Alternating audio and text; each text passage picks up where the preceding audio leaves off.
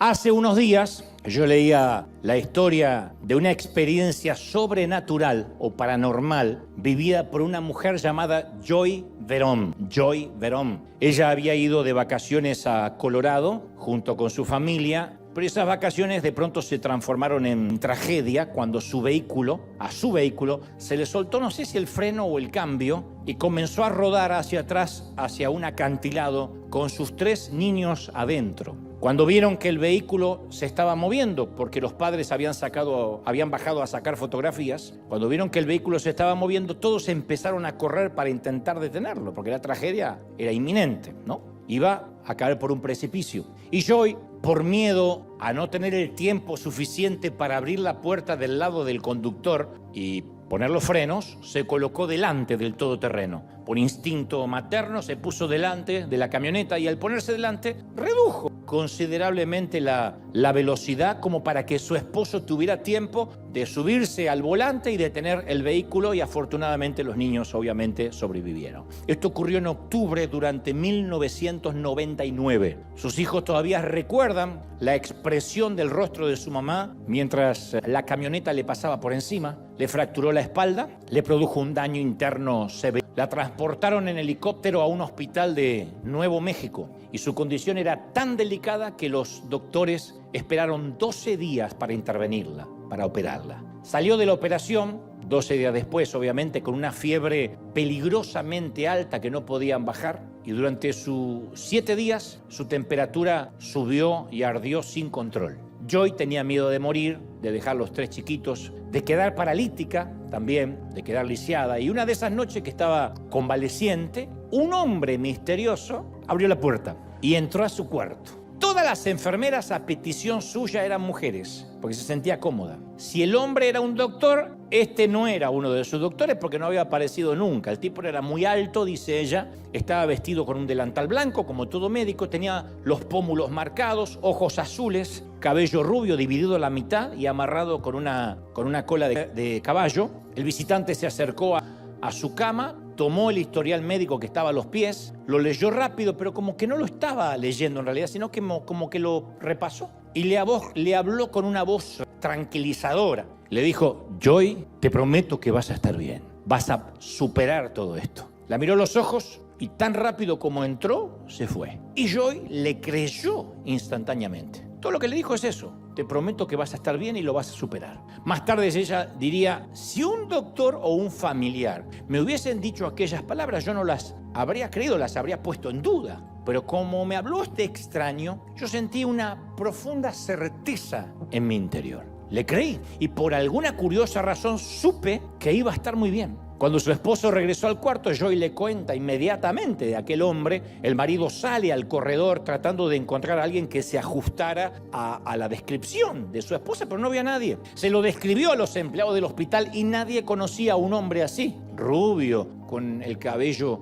atado, con una colita, ojos azules. No, buscaron por todo el hospital, no pudieron localizarlo. Y Joy, hasta el día de hoy, hasta la fecha, cree que el visitante, asegura, fue enviado del cielo especialmente asignado para ella. Y fundamentalmente atesora las palabras que este caballero le dijo. Actualmente ella está confinada a una silla de ruedas, pero por alguna razón no ha perdido ni la alegría ni la esperanza, porque siempre encuentra fortaleza en aquel visitante de ojos azules que jamás volvió a ver. De hecho, luego lo buscó a través de redes sociales. No existe humanamente. Joy, te prometo que vas a estar bien, vas a superar todo esto. ¿Quién era el visitante? ¿De dónde vino? Lo envió Dios para fortalecerla. ¿Era un ángel? ¿Era el propio Señor? Lo que daríamos a esta altura del año por tener un encuentro cercano de tercer tipo, que no es lo mismo el encuentro con un tipo, eso es otra cosa, ¿eh? Un encuentro cercano de tercer tipo, o sea, un encuentro extraterrestre, un encuentro, pero no con un alien, sino con el Señor, con un ángel que nos dijera: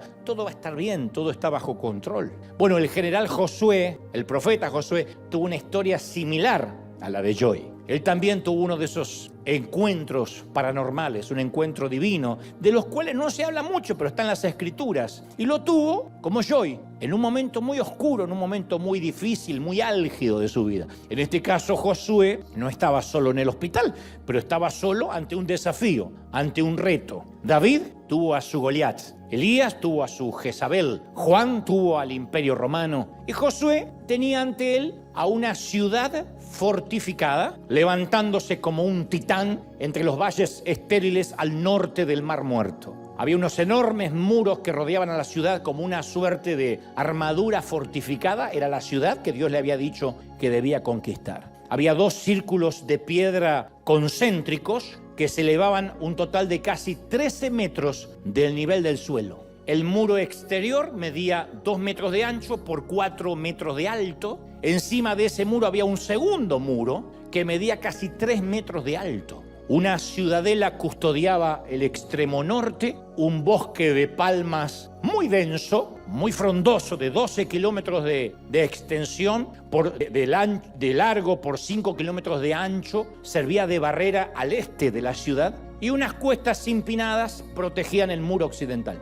Así que había muros altos, laterales protegidos. Los hebreos habían peleado batallas en el desierto, pero siempre en su territorio, siempre bajo sus términos y siempre en valles abiertos. Hay un momento, haciendo un homónimo de esto, en que uno dice: yo estoy acostumbrado a ciertas batallas porque las he vivido a lo largo de mi vida. Pero a veces uno se encuentra como ellos que nunca antes habían peleado contra una ciudad fortificada. A veces se encuentra en la vida, encontramos en la vida batallas nuevas, peleas que nunca tuvimos antes, desafíos que nunca vivimos ni sabemos cómo se enfrentan. Y quienes vivían tras esos muros en los tiempos de Josué eran feroces, eran crueles, resistían todos los asedios, rechazaban a todos los invasores, eran los nazis de la Edad de Bronce, eran los tiranos despiadados de los valles de Canaán. Y Josué y sus soldados nunca habían enfrentado un desafío y un reto como este. E insisto con esta idea, tal vez hoy, a esta altura del año, tampoco nosotros hemos enfrentado ciertos desafíos y sabemos que se nos vienen.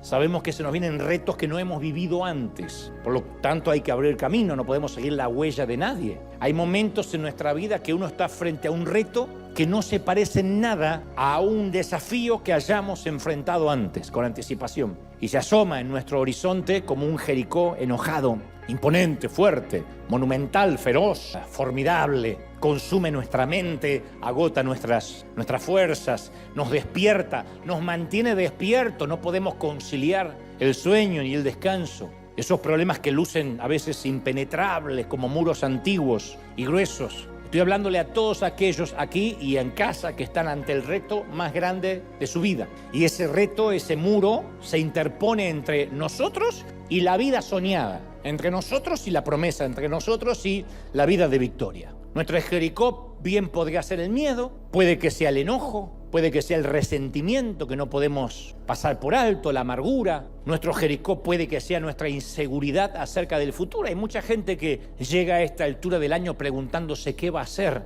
cómo va a comenzar el año, cómo lo va a atravesar. Alguna culpa respecto al pasado, algún muerto, algún cadáver en el closet que no queremos que resucite o salga de ahí. Puede que nuestro Jericó sea nuestro negativismo, la ansiedad, la tendencia a criticar. Decimos, es que no puedo dejar de ver todo lo malo. Nuestro Jericó es cualquier actitud o mentalidad que no nos permite alcanzar alegría, paz, descanso. Decimos siempre para estas fechas que tengas paz, que tengas sosiego, que tengas afectos a tu alrededor, y a veces no tenemos nada de eso. Esos muros se interponen entre la promesa, entre los deseos de paz y nosotros. Y se levanta, insisto, como un ogro sobre el puente del progreso, sobre el puente del futuro. Y ese dique, esa muralla, bloquea, retiene todo lo que Dios tiene para nosotros, bloquea nuestro camino.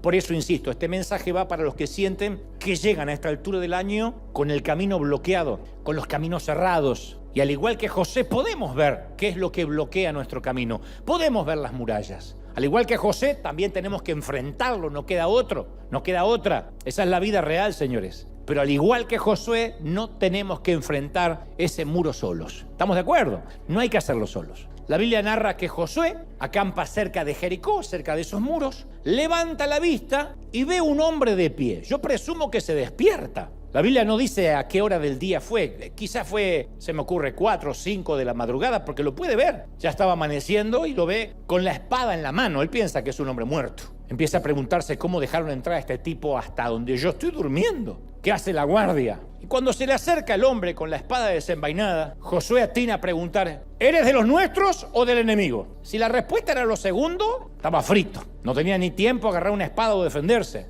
Y el visitante le dice, de ningún bando. ¿Eres de los nuestros o del enemigo? De ninguno. Y luego aclara, me presento ante ti como comandante del ejército del Señor. Entonces Josué inmediatamente postra su rostro en tierra y le pregunta, ¿qué órdenes trae usted, mi señor, para este siervo suyo? El comandante en jefe del ejército del Señor le contesta, antes de hablar, quítate las sandalias de los pies, porque el lugar donde pisas es sagrado. El lugar que pisaba ahora Josué era sagrado porque el visitante lo estaba pisando. Josué lo obedece. La historia nos enseña que cuando Dios tiene que enviar algún comunicado directo desde el cielo, Él no está atado a una regla, no habla de una sola manera. Cuando Dios quiso hablar directamente con Abraham, se le apareció Él mismo a cenar con otras 2 escoltas celestiales. Para los que no conocen la historia, está allí en Génesis. Abraham le dice, vieja, prepara la comida, traje a Dios a cenar. Cuando quiso hablar con Moisés, lo hizo descalzar también frente a un arbusto ardiente. Y para captar la atención de Balaam, hizo hablar a un burro. Algunos sabrán cómo Dios le habló. Pero la Biblia es famosa por sus encuentros sorpresivos y paranormales. Y nunca se repite. El patrón nunca se repite. Sin embargo, yo creo que la visita más misteriosa fue esta, la que te estoy relatando hoy. Porque el hombre con la espada desenvainada se presenta por primera, única y última vez, por lo menos en lo que se refiere a las Escrituras, como el comandante en jefe de las Fuerzas Armadas del cielo. Que es lo que sucede cuando estalla la guerra en un país. En por ejemplo, en la Unión Americana, cuando está bajo bandera de guerra, en alerta roja, el presidente ya no tiene que consultar con el Senado. Él puede tomar decisiones arbitrarias, que luego obviamente serán debatidas, pero puede tomar decisiones totalmente parciales, si él las cree convenientes, de urgencia, porque deja de ser el presidente y por estar en momento de guerra se transforma en comandante en jefe de las Fuerzas Armadas. Aquí dice, yo soy el comandante en jefe de las Fuerzas Armadas del cielo. ¿Quién podría ser? Bueno, vamos a empezar a descartar opciones sobre quién podría ser este avistamiento que está teniendo Josué. No era una epifanía o una simple visión. Nada nos lleva a concluir que este tipo no era de carne y de hueso. Porque para que Josué le preguntara si era un soldado suyo o era un soldado rival o del enemigo, es porque lucía como un soldado uniformado. No dijo, eres un ángel, estás medio transparente. No, si le pregunta de qué bando eres, es porque lucía, se podía ver, era palpable, lucía en la dimensión donde estaba, lucía como un hombre en la dimensión en la que estaba Josué. No era una visión, convengamos, no era un espíritu, no era un fantasma. Tampoco se trataba de un ángel, por una sola razón excluyente. Los ángeles no aceptan adoración. No se puede adorar a un ángel. No tienen permitido que se los adore. Cuando el apóstol Juan intentó adorar a un ángel, fue reprendido. Y en Apocalipsis 19:10 relata que el ángel le dijo, no lo hagas, no te arrodilles. Yo soy un consiervo tuyo y de tus hermanos que retienen el testimonio de Jesús. Adora a Dios. Los ángeles siempre dirigen la adoración a Dios. Nunca llevan la adoración hacia sí mismo. Llevarse la adoración hacia sí mismo hace que los ángeles se rebelen, como en el caso de Lucifer. Si esta persona hubiese sido un ángel, habría rechazado la adoración de Josué. Sin embargo, este visitante la aceptó y la fomentó. Lo cierto es que este visitante, convengamos, no era mortal. No era un ángel, no era una aparición. Esto nos deja una sola opción. Era Dios encarnado, era Jesucristo. Lo que Jesús hizo en Belén, lo hizo por Josué en Jericó. Se encarnó y visitó a su siervo. El comandante en jefe le habló a su general. Yo sé que esto nos puede resultar difícil de imaginar porque nuestro inconsciente religioso nos hace creer que Jesús no existía antes de la primera Navidad en Belén, que empezó a nacer a partir de que fue un bebé, pero Hebreos 13:8 afirma que Jesucristo es el mismo ayer, hoy y por los siglos, que ya estaba desde antes de la creación, ¿o no? Entonces, es un gran error restringir a Jesús en tiempo y espacio y limitar su ministerio a 33 años de vida corporal en Palestina. Es una locura. Jesús caminó con Sadrach, Mesach y Abednego en el fuego, en el horno de fuego. De manera que dijeron, el cuarto hombre es semejante al Hijo de los dioses. Para los que no conocen la historia, metieron a 3 tipos en el lago de fuego, en un horno de fuego, y aparece un cuarto. Ninguno se quemaba. Y los soldados dijeron, el cuarto hombre es semejante al Hijo de los dioses. De manera que mucho antes de que Zaqueo comiera con Jesús en Jericó, ya Jesús se apareció en Jericó para encontrarse con Josué. Jericó no era un sitio nuevo para Jesús. Y me fascina la manera en que se presentó. Le dijo, me presento ante ti como comandante del ejército del Señor. ¿Qué era lo que necesitaba en ese momento escuchar Josué? A veces necesitamos al Dios el Padre, a Dios el proveedor. Algunos necesitan en temporadas de su vida a Dios el esposo, porque están criando hijos solas, porque atraviesan un divorcio. Otros necesitan el Dios guerrero. Hay diferentes actitudes o cualidades de Dios. Es el mismo Dios, pero uno a veces necesita un carácter de Dios en especial a raíz de lo que está atravesando. Y en este caso el ojo humano veía solo dos ejércitos, el cananeo detrás de los muros y el israelita. En realidad había un tercer ejército. Estaba también el ejército del Señor, los ángeles de Dios ahí. El ejército del Señor es al que se refiere Salmos 103:20, que dice: alaben al Señor, ustedes los ángeles, ustedes los poderosos, que llevan a cabo los planes de Dios, que están atentos a cada uno de sus mandatos. Sí, alaben al Señor el ejército de ángeles que le sirven y hacen su voluntad. Eso escribe el salmista. Por eso cuando uno habla de ángeles, quiero que se olviden de esos ángeles dibujados por artistas católicos con cara de bebé, con pómulos rosados o con cara de no estar seguro de su inclinación sexual y alitas de seda al estilo campanita de Disney. Esos no son los ángeles. Los ángeles de Dios fueron lo suficientemente fuertes como para cerrar boca de leones en favor de Daniel, ¿sí o no? Y según el libro de Apocalipsis dice que se va a necesitar un solo ángel para atar a Satanás y lanzarlo al abismo para siempre. Un solo ángel puede deshacerse del diablo. Un solo ángel de Dios. No le hace falta un ejército. Un solo ángel. Ahora, imaginemos lo que pueden hacer miles de ángeles. En Hebreos 12:22 se hace referencia a millares y millares de ángeles en una asamblea gozosa. Millares. De hecho, cuando Juan tuvo la oportunidad de vislumbrar el cielo, vio demasiados ángeles para contarlos. Y en Apocalipsis 5:11 él describe el número de esos ángeles, eran millares de millares y millones de millones. Millares. Cuando Dios abrió los ojos del criado de Eliseo en 2 de Reyes 6:17, el joven dijo: y el monte estaba repleto de gente de a caballo y carros de fuego alrededor de Eliseo. Los Ángeles no es un grupito chiquitito, no es un equipo de fútbol de El Salvador, no. Amo a los salvadoreños. Saludo para Bukele. Pero en fútbol, mijo. Bueno, y el escritor a los Hebreos 1:14 añade que los ángeles son espíritus ministradores enviados para servicio a favor de los herederos de la salvación. ¿Estamos de acuerdo, sí o no? No es que hay que orarle a los ángeles, ni activarlos, ni darle órdenes porque no trabajan para nosotros, sino a favor nuestro, bajo las órdenes de Dios. Son inmensos, en poder son muchísimos en número, y Jesús es el comandante en jefe de toda esa guardia de ángeles, de todo ese ejército. ¿No es maravilloso? En tiempo de guerra, en tiempos de paz. Y aquí el mensaje para Josué era inconfundible. Jericó puede tener sus muros, pero tú, Josué, tienes algo más. ¿Me tienes a mí? Tienes al ejército de ángeles a disposición. Por eso dijo: soy el comandante en jefe de los ejércitos del Señor. No le dijo: soy tu papá. ¿Qué le pasa a Josué? No, soy el comandante en jefe. Le habló en términos militares que Josué entendía y quería oír. Eso era todo lo que Josué quería escuchar. A Jesús, comandante en jefe. Hay momentos que eso es lo que necesitamos conocer de Jesús. Es exactamente lo que muchos de nosotros a esta altura del año necesitamos escuchar y saber. Hay momentos que necesitamos que nos apapachen, que nos mimen, que venga el Dios Padre, que venga el Dios Esposo, que venga el amigo, pero hay momentos que necesitamos al guerrero. Y la religión le ha terminado por cortar las uñas al león de Judá y ha domesticado al león de Judá, pero él sigue siendo alguien sin domesticar, él sigue siendo el comandante en jefe. Entonces, en nuestra hora más oscura, en medio de las preguntas más profundas, el Señor de los millones, de los millares de ángeles, nunca nos va a abandonar para que peleemos una batalla solos. Estamos con el comandante en jefe de las Fuerzas Armadas. ¿Alguien lo cree, sí o no? Nunca vamos a enfrentar solos Jericó, nunca. Y esa fue la promesa que Dios le hizo a Joy en Nuevo México, en el hospital de Nuevo México, a Josué en Jericó, y esta es la promesa que hoy nos hace a nosotros el Señor. Y de alguna u otra forma, Él nos va a hacer saber que solo con levantar un dedo, millares de ángeles van a responder a su llamada. No estamos solos. Puede que a veces aparezca en forma de médico en un hospital, en forma de un santo comandante, o puede que nos hable a través de un simple burro argentino parlanchín como hoy, pero nos va a hablar el Señor. Alguno dice: ay, yo quiero una experiencia. Sí, bueno, estás teniendo una experiencia ahora. Un burro te está hablando en nombre del Señor.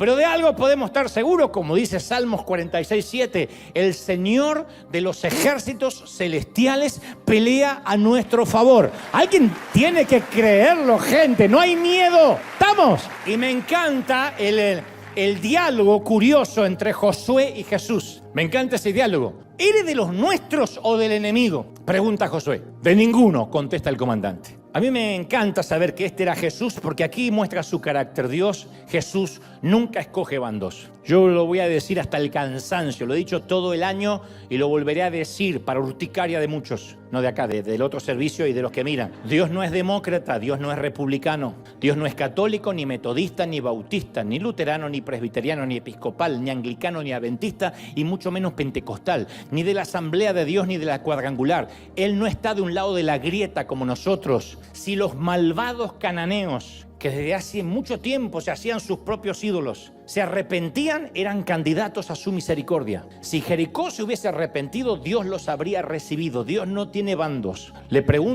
Uno le pregunta al Señor de qué lado está, y la pregunta que nos hace a nosotros el Señor, o la repregunta que nos hace es: ¿estás enfrentando un reto a nivel Jericó? Tienes que saber que yo no tengo bandos, que yo no estoy de un lado y del otro, que yo no odio a algunos y amo a otros. Dios ama a todos. ¿Estamos de acuerdo? A todos. Digo, por si alguien dice, mi Jericó es mi suegra, mi Jericó es mi cuñado, mi Jericó es mi ex, estoy esperando que pague, que le salga un grano así en la nariz. No, yo no tengo ningún bando. Yo no voy a castigar a alguien para que esté contento. Pero la pregunta que nos hace Dios es: ¿tienes de frente muros demasiados altos y anchos como para poder traspasarlos? ¿Enfrentas un diagnóstico o una dificultad o una derrota que te está impidiendo entrar a la tierra prometida?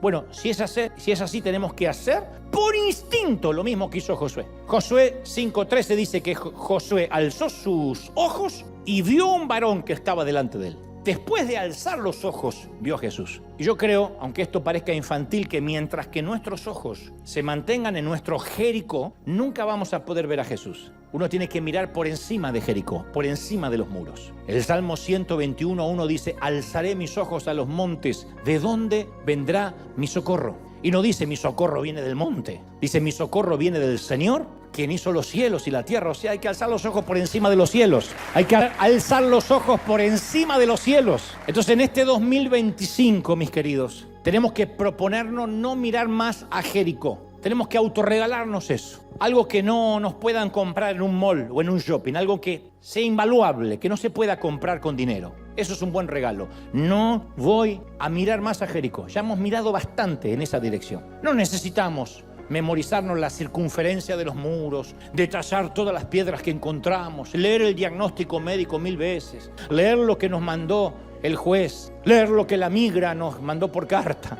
Saber más acerca del diablo no va a hacer que caigan los muros. A mí me importa un cuerno cuántos demonios tiene Satanás. El otro día escuché a alguien predicando diciendo: y Satanás tiene tanto demonio porque se calcula que la tercera parte... ¿Quién le importa la contabilidad del demonio? A mí me interesa más pasar revista de cuántos ángeles tiene Dios a nuestra disposición. ¿Sí o no? Mayor es el que está con nosotros. Entonces, ¿cuándo ocurre la liberación? Cuando miramos a nuestro comandante. Y luego, como Josué, por instinto, doblar las rodillas. Este tiene que ser un nuevo año de búsqueda, de oración, de buscar a Dios. Pero no acá. Este es un sitio de entrenamiento para después salir. En nuestros hogares, en nuestra casa. Josué, postrándose sobre su rostro, adoró. A ver, Josué es un general de 5 estrellas, gente. Cuando pasaba, lo saludaban 40.000 soldados. Su tienda era como el salón oval de la Casa Blanca. Tipo con poder. A Josué lo admiraban unas 4 millones de personas. Sin embargo, ante la presencia de Dios, se postró sobre su rostro, se quitó las sandalias y adoró. Nunca seremos lo suficientemente fuertes, ni tendremos tanto poder como para algún día no necesitar adorar. El hombre más fuerte, la mujer más fuerte cuando está de rodillas, nunca cuando está de pie.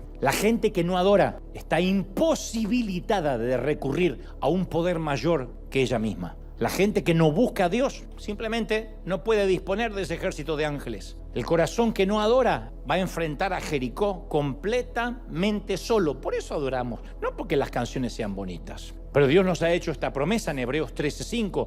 Nunca te fallaré, nunca te abandonaré. Y si hay alguien diciendo, es que yo hace mucho que no adoro. Bueno, el Señor dice, yo sigo siendo fiel. Te estoy esperando todavía. ¿Sí? Es posible que nuestro Jericó sea fuerte, pero cuando adoramos, Jesús es más fuerte todavía. Y nos lo demuestra. Entonces los muros de Jericó eran impenetrables. Hasta el día en que Josué apareció claro. Hasta el día en que su ejército se puso en marcha. Impenetrables hasta el día en que los ladrillos se agrietaron y las peñas se rompieron. Impenetrable hasta el día cuando todo tembló, las piedras de los muros, las rodillas del rey y las mandíbulas de los cananeos. El fuerte impenetrable se topó con la fuerza imparable de Israel y la poderosa Jericó se desmoronó. Y esto es lo que hoy necesitamos saber, solo esto acerca de Josué. Él nunca derribó un solo muro. Los soldados de Josué nunca tuvieron que mover una miserable piedra. Sus hombres nunca desplazaron un solo ladrillo. Nunca echaron una puerta abajo, ni removieron una sola roca. El zarandeo, la sacudida, el estruendo, el derrumbamiento y los muros lo provocó el comandante en jefe de las Fuerzas Armadas del Cielo con un solo dedo. Alguien tiene que decir amén. ¡Aleluya! Y ese comandante en jefe de las Fuerzas Armadas del Cielo lo hará también para nosotros. ¿Lo creemos? Entonces, para vivir en nuestra promesa de la tierra prometida tenemos que enfrentar nuestro Jericó. Número 1, a priori. Nadie dice que será algo fácil. La vida no es fácil. Vive lo suficiente y sabrás que hay muros continuamente, que la vida no son claros con alguna jungla de tanto en tanto. La vida real es una jungla con algunos claros de tanto en tanto. Nadie es feliz 7 días a la semana, 365 días al año. Uno va aprendiendo con la vida adulta que los momentos de felicidad son cortitos y hay que atesorarlo. Digo la felicidad plena, después está el contentamiento. Pero uno tiene que saber que esos muros son parte de la vida. Y cada nivel de herencia que Dios nos quiere dar exige un tratamiento del diablo.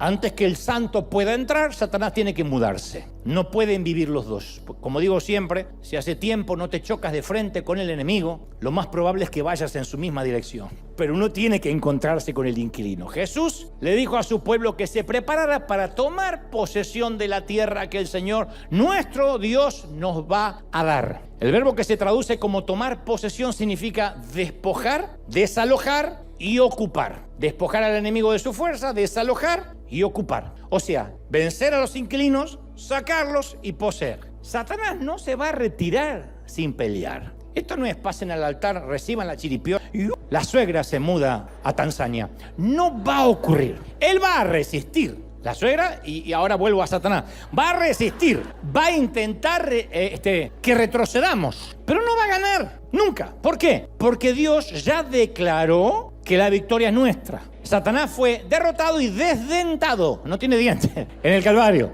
Y un detalle que no es menor, la Biblia narra, pero el Señor le dijo a Josué, este comandante en jefe, te he entregado Jericó a su rey y a todos sus guerreros fuertes. No le dijo Josué, toma la ciudad, tómala. No. No le dijo Josué, recibe la ciudad una vez que pelees. O trata de lograr si ganas o no ganas en mi nombre. No. Le dijo, recibe la ciudad que yo ya he tomado. Yo ya te la entregué. O sea, Josué nunca entró con la esperanza de que quizá podía ganar. Él sabía en ese encuentro sobrenatural que ya había ganado. Dios no dice, Dante, rompe con tu vicio. Él dice, Dante, yo ya he roto los vicios de tu vida. Recibe la bendición de mi victoria. Solo recibe lo que ya te di. ¿Alguien lo está recibiendo, sí o no? Y nosotros estamos esperando que nosotros vamos a mover el muro. No lo vamos a mover. La pregunta no es si venceremos, sino cuándo venceremos. La vida siempre va a tener, insisto, retos y desafíos. Pero los problemas nunca tienen la última palabra. Los muros de este año, que se está terminando del 2024, no son necesariamente, quiero que escuches esto, muros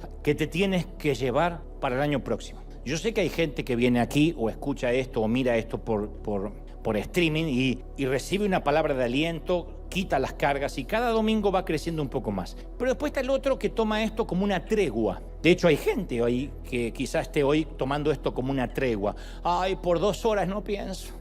Entonces llegan con el bolso así, tiran acá y adoran. Cuando yo digo, chao, hasta el domingo que viene, agarran la bolsa y dicen, bueno, me voy otra vez. 2 horas, ¿por qué? No dejan la basura ni las cargas a los pies de la cruz. 2 horas, descansan. Y hay gente que tiene la costumbre, o tenemos la costumbre, me incluyo, de ser unos crónicos, de tener unos muros que arrastramos año tras año. Y yo quiero decirte, no pasemos al año próximo llevándonos con nosotros los problemas preexistentes. Solemos decir, bueno, es que yo vivo preocupándome. Me preocupé en el 2023, en el 2024, también en el 2025. Es mi planazo. Bueno, el chisme es mi debilidad. Hace años que yo soy así. Justo no voy a andar cambiando el 1 de enero, que están todos los familiares y uno puede chismear tanto. Otro dice, y bueno, a mi papá le gustaba la bebida. Y yo heredé lo mismo, eso viene en la sangre. El Malbec corre por las venas. Esas frases, yo soy así, el año que viene no creo que cambie mucho, esas frases crean alianzas con el diablo. Le dan acceso al enemigo a nuestro espíritu, aunque no lo creamos. Yo debo confesar con vergüenza que la mayoría de mi familia ha vivido, y yo también cuando era más chico, del resentimiento, del hablar mal unos de otros. Eso era muy común entre los Goebbels y los Stockley. Stockley es mi mamá y mi papá. Y por alguna razón eso fue fomentado por mis padres. No estoy hablando mal de ellos, están en la presencia del Señor, pero ellos fomentaban eso de que se iba un hermano y se hablaba mal de ese, y se hablaba mal de la cuñada y de la nuera. Y supongo que ellos lo habrán heredado de los abuelos, porque no es un demonio que un día vino. Yo nací y ya eran chismosos. Así que si el demonio vino antes. Y yo también. Y esos muros de resentimiento, de chisme, se han levantado durante décadas y décadas entre los Goebbels. Los Goebbels están todos divididos. Hoy somos adultos y cuesta mucho juntarnos. Yo tengo más primos que cabellos en la cabeza. Mira si tengo primos, sobrinos que no conozco, hijos de mis hermanos que no conozco. Soy tío abuelo, tal vez por eso, porque no quiero que me digan tío abuelo, no los quiero conocer. Pero estamos todos divididos porque el núcleo se dividió. Porque nunca tuvimos un papi y una mami que dijeran, no te voy a permitir hablar mal de tu hermano. En esta casa no se habla mal de los hijos de nadie, no se habla del tío, no, se hablaba de todos. Y además se hablaba de la iglesia, se comía pastor. Nosotros fuimos los primeros en comer tacos al pastor antes de ser mexicanos. Después me enteré que era una comida. Nosotros comíamos pastores desde antes. En casa todos hablábamos mal de todos, jamás recibimos una sola reprimenda por eso. Era parte de nuestro acervo cultural. Y hay familias que son simplemente así. Se reúnen alrededor de una mesa familiar, pero en su interior se detestan. Son familias con miles de problemas subterráneos y creen que porque se juntan y sonríen y disimulan 3-4 horas son unidos. No están unidos porque no arreglan nada. Tienen un montón de problemas que resolver, de temas que nunca se tratan. De eso no se habla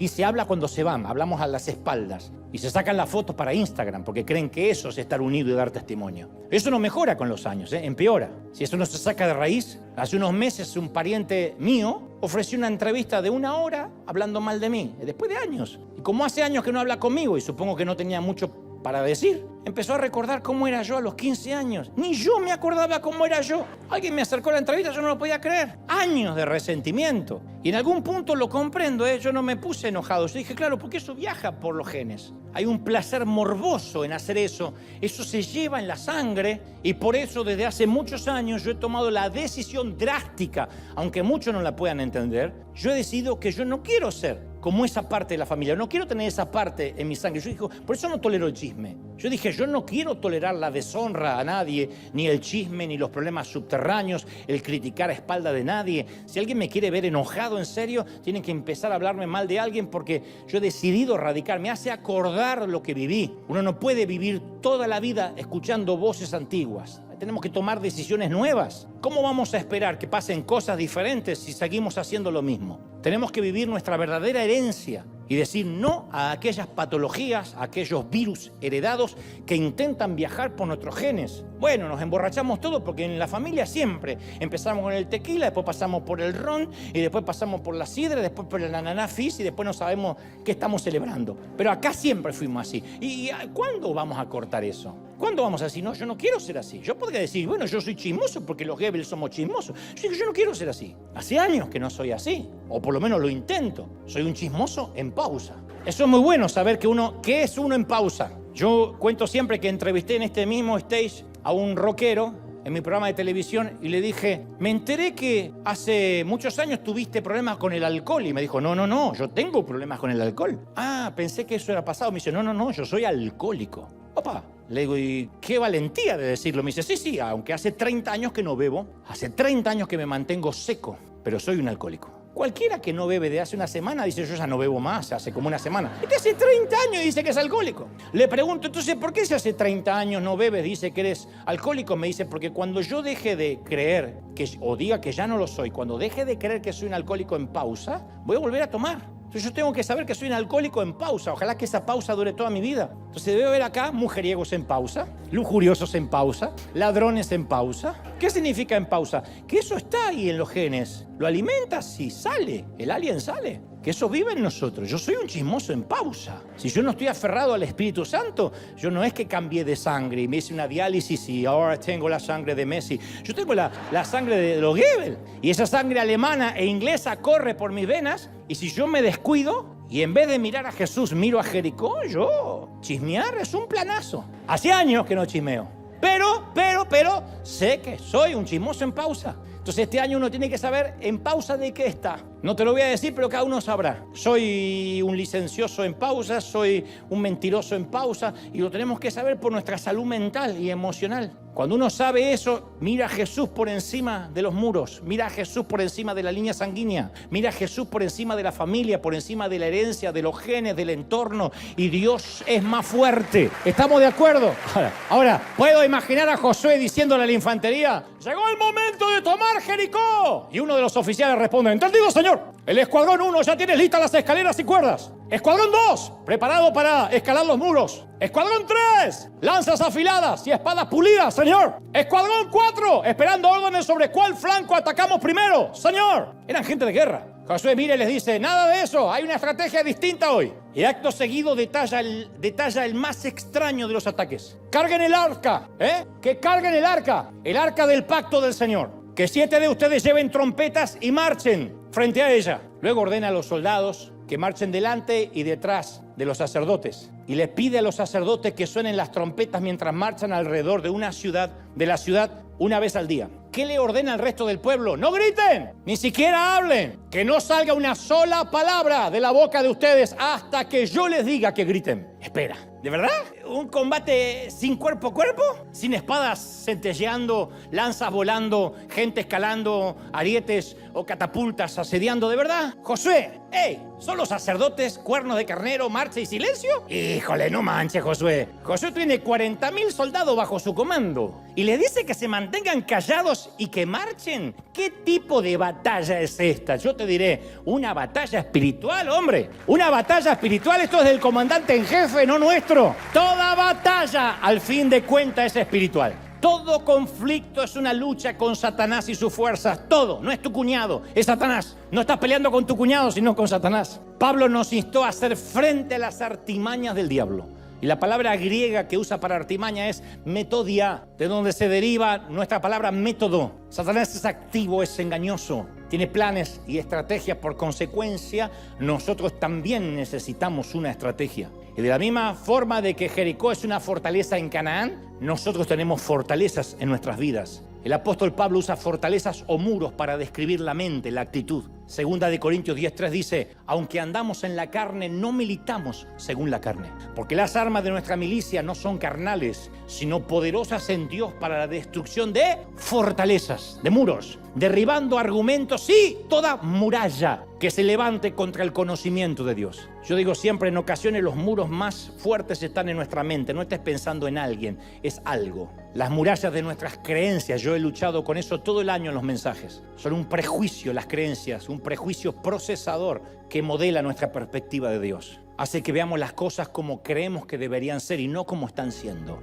Y todos nosotros, yo conté los míos, todos tenemos nuestros prejuicios familiares, historias personales, hábitos de pensamientos que filtran nuestra fe. Y luego nos pasamos la vida buscando validar lo que ya creemos. Yo siempre relato que fui criado dentro de la tradición evangélica y fui educado con muchas verdades, las cuales estoy profundamente agradecido, pero también con varias mentiras que lograron filtrarse, que no admitían debate. Y el Señor fue quitando poco a poco ese moho que infectaba la verdad. Y tuvo que ser removido en todos estos años cuidadosamente para no dañar la verdad original. Y tuve que desaprender muchos conceptos que me ataban a una creencia errónea y que estaba lejos del carácter de Dios. Y si no derribamos para fin de año esas murallas de tradiciones, van a socavar todo lo que hagamos y todo lo que creamos.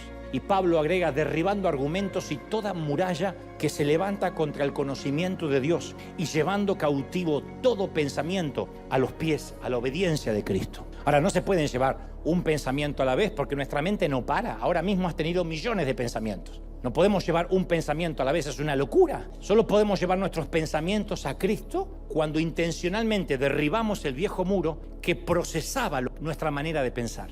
Y ese muro o ese filtro se llama tradición. Es el filtro mediante el cual nuestros pensamientos son eyectados o ingresados. Bueno, es que en mi familia siempre se hizo así. Bueno, en esta iglesia siempre lo hicimos de esta manera. Yo siempre fui así, a esta altura no creo que pueda cambiar y menos a mi edad. Esos son filtros, son muros. Los pensamientos que nuestro muro permite pasar son los que reafirman nuestras convicciones ya establecidas. Insisto con esto, los analfabetos del siglo XXI no son aquellos que no saben leer ni escribir. Los analfabetos del siglo XXI son los que no están listos para desaprender y aprender. Muchos de nosotros somos analfabetos digitales. Nuestros hijos manejan mucho mejor que nosotros todo lo que tenga que ver con la tecnología. Si no desaprendemos lo viejo, no vamos a morir analógicos. Y esto en términos espirituales es, mitad del crecimiento espiritual consiste en edificar, pero la otra mitad consiste en derribar. Tenemos que decir, Señor, quiero terminar este año derribando muros de religión. Todos nosotros anhelamos ver nuestras fortalezas derribadas y convertidas en escombro para siempre. ¿Sí o no? Anhelamos ver a Jericó en el suelo. ¿Cómo ocurre? ¿Cómo ocurre? Manteniendo a Dios en el centro. El arca del pacto es el símbolo de la presencia del Señor y Josué la puso en el medio, en el centro de la procesión. Todo orbitaba alrededor de Dios. Y luego hizo sonar el cuerno de carnero. Los hebreos usaban dos instrumentos, la trompeta de plata y el cuerno de carnero. La trompeta de plata se usaba para convocar el pueblo. El cuerno de carnero celebraba la batalla ganada. Cuando Abraham mostró su disposición para entregar a su hijo Isaac, Dios lo detuvo y proveyó un carnero. El carnero nos recuerda la generosidad de Dios. Dios le dio a Abraham un carnero de liberación. Dios le dijo a Josué que llenara el aire con sonidos de victoria. Cuando el pueblo escuchaba el sonido de carnero, decía, la batalla ya está ganada. Todavía ni habían entrado, pero decía el cuerno, la batalla ya está ganada.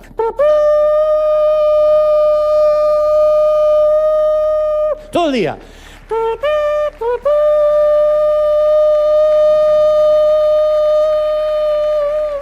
Eso era, ya ganamos. Y le dijo a la gente, y manténganse callados, no digan una palabra, nada de cháchara, nada de presentar crítica, nada de queja. Menos mal que no eran hispanos los hebreos. ¿Cuál fue la orden del Señor? Mantengan las trompetas sonando y la jeta cerrada. Imagínate la reacción de los cananeos mientras el ejército de Josué marchaba alrededor en silencio. El primer día se burlaron de los hebreos. El segundo día se mofaron otra vez, pero ya no tan alto. El cuarto y el quinto día el enemigo ya estaba en silencio. ¿Qué estaban tramando estos hebreos?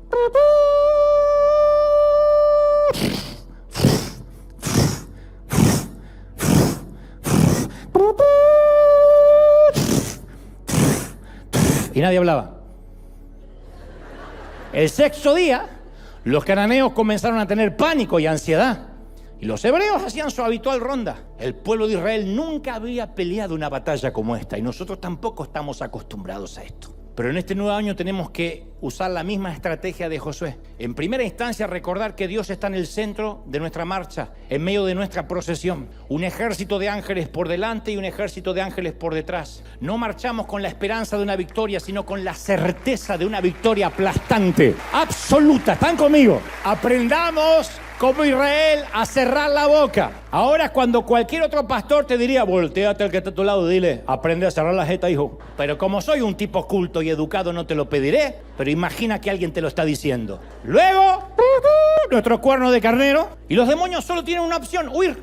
Otro Jericó que pasa a la historia. Santiago 4:7 dice, háganle frente al diablo y huirá. Háganle frente. No dice peleen, háganle frente. Y huirá. Él va a huir, él debe huir, él tiene que huir. No hay lugar para él en un sitio donde se adora a Dios. De manera que en el 2025 adora y camina, adora y marcha, marcha y camina, marcha, camina, adora, adora, marcha, camina, adora, marcha. Ahora es cuando me dices, Dante, yo llevo mucho tiempo caminando. Sí, yo sé, seguramente eso pensaron los hebreos. Josué nunca les dijo cuántas vueltas tenían que dar en derredor de la ciudad. Dios le dijo a Josué que los muros caerían al séptimo día, pero Josué no se lo dijo al pueblo. Solo se mantuvieron caminando. Nuestro comandante en jefe tampoco nos ha dicho cuánto ha de durar esta marcha. Solo hay que seguir caminando en silencio, confiando confiando. Tal vez hoy sea el día en que los muros caigan. Quizás estemos a un paso de ese momento en que la Biblia narra que al séptimo día se levantaron y al despuntar el alba dieron vuelta a la ciudad. De la misma forma, 7 veces. El último día lo dieron vuelta 7 veces. Y cuando los sacerdotes tocaron las bocinas y la séptima vez, Josué le gritó al pueblo: ¡gritad! Porque nos acaba de entregar Dios la ciudad. Y entonces el pueblo gritó y los sacerdotes tocaron las bocinas. Y aconteció que cuando el pueblo hubo oído sonido de la bocina y sintió el gran vocerío,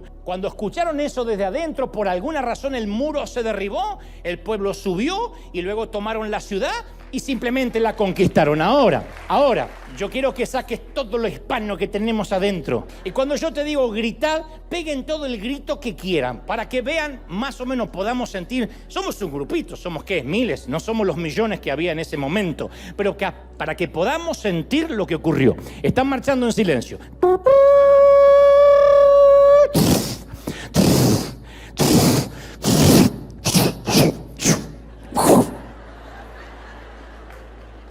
¡Grita!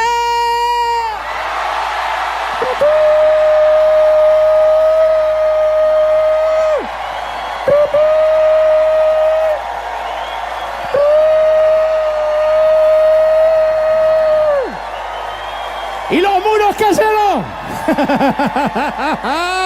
Alguien tiene que celebrar por ese Dios que pelea por nosotros, gente.